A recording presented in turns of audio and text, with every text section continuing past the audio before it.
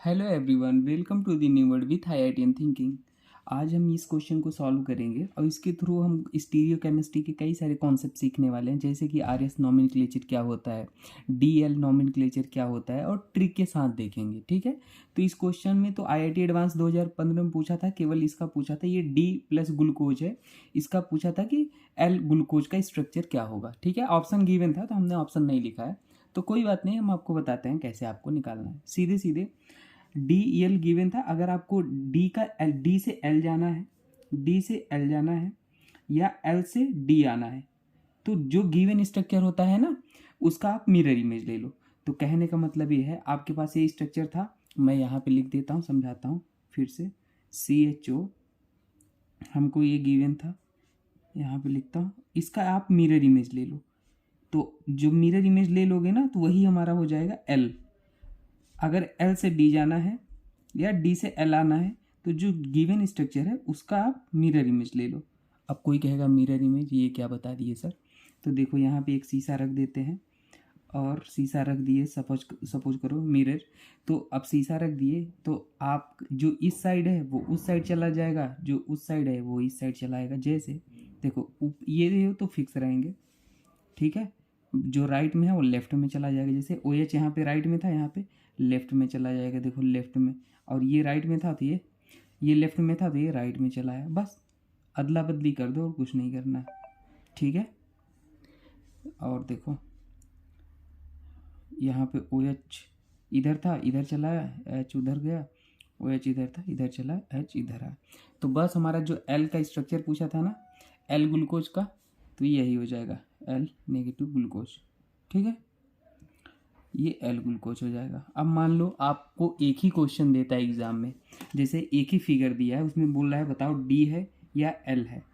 ठीक है, एक ही स्ट्रक्चर है, तो बस आप देख लो, अगर ओ एच राइट साइड में है, ये नीचे वाला, ठीक है, ओ एच राइट साइड में है, तो हमेशा डी होगा। डी मतलब ओ एच राइट साइड। और अगर ओ एच लेफ्ट साइड में, नीचे वाला देखना जहाँ मेजॉरिटी है, मतलब ये मोस्ट रिड्यूस वाले ग्रुप के फॉर्म, ये ऑक्सीडाइज फॉर्म है ना, यहाँ जो CH2OH ग्रुप है ना, इसके बगल वाले जो OH है ना, दो लगातार उसको देखना है, ये लेफ्ट साइड में, तो यहाँ पे एल वाले हो जाएंगे। ठीक है, एल, सीधी सी बात है। अब आपको इस क्वेश्चन के थ्रू हम एक बात और सिखाना चाहते हैं, जो कि डायरेक्ट बताएंगे, RS नॉमेनक्लेचर।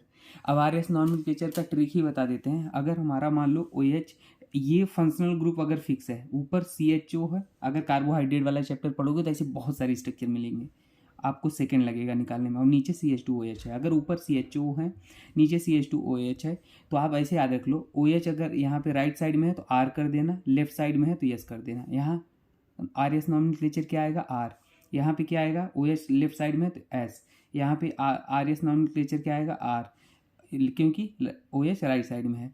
यहाँ पे OH राइट साइड में, तो यहाँ पर भी R आएगा। ठीक है, ये ट्रिक है, आप याद कर लो।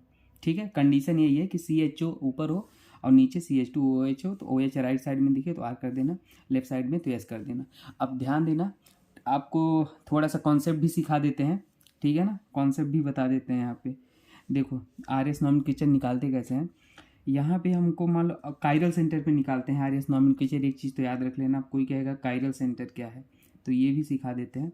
अगर carbon sp3 carbon 4 different group से जुड़ा है तो उसी को कायरल कहते हैं, CD। ठीक है, तो यहाँ पे देखो, ये कार्बन, ये कार्बन, ये कार्बन, ये कार्बन, 4 डिफरेंट ग्रुप से जुड़े हैं, पहला ग्रुप, दूसरा, तीसरा और ये पूरा चौथा।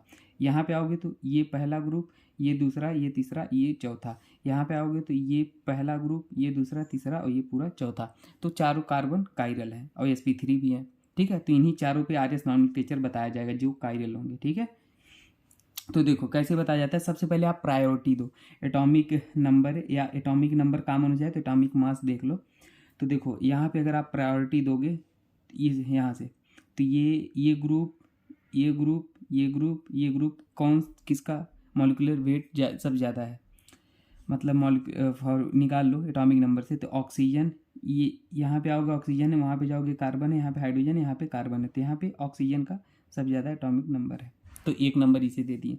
फिर इसे पहला प्रायोरिटी हो गया। यहाँ पे जाओगे ऊपर कार्बन, यहाँ आओगे कार्बन, कार्बन से ऑक्सीजन, यहाँ भी कार्बन से ऑक्सीजन, आगे हाइड्रोजन, वहाँ पे कार्बन, तो कार्बन जीत गया, तो ये वाला दूसरा प्रायोरिटी हो जाएगा। तीसरा वाला ये हो जाएगा, हाइड्रोजन तो सबसे छोटा है, लिस्ट में है ना।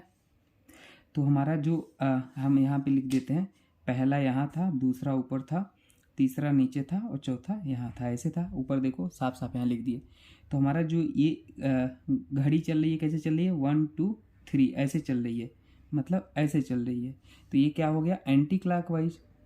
एंटी क्लॉकवाइज चल रही है, तो हमारा नाम क्या आ जाएगा, एस आ जाएगा। अगर एंटी क्लॉकवाइज एस और क्लॉकवाइज है तो आर। लेकिन याद रखना, जब एच हॉरिजॉन्टल हो, देखो ये हॉरिजॉन्टल ही तो है, ऐसे वर्टिकल होता तो ऐसे होता। एच अगर हॉरिजॉन्टल है तो अगर यस आ रहा है तो उसे यस ना कह के आर कह दो। अगर वर्टिकल होता तब तो जो यस आ रहा है यस ही होता। हाइड्रोजन अगर वर्टिकल होता तो यस का यस ही होता, लेकिन हॉरिजॉन्टल है तो पहले ऐसे नॉर्मल तरीके से निकाल लो, फिर एस है तो आर कर दो, आर है तो एस कर दो, ठीक है। तो देखो यहाँ पे क्या आ रहा है, आर, और हमने ट्रिक से भी आर ही निकाला था, देख लो आर आर, ठीक है। तो ये कॉन्सेप्ट भी सिखा दिया और ट्रिक भी बता दिया, ठीक है। अगर किसी को कुछ डाउट होता तो आप कमेंट सेक्शन में पूछ लेना। बाकी मिलते हैं दोस्तों नेक्स्ट वीडियो में। Okay, thank you.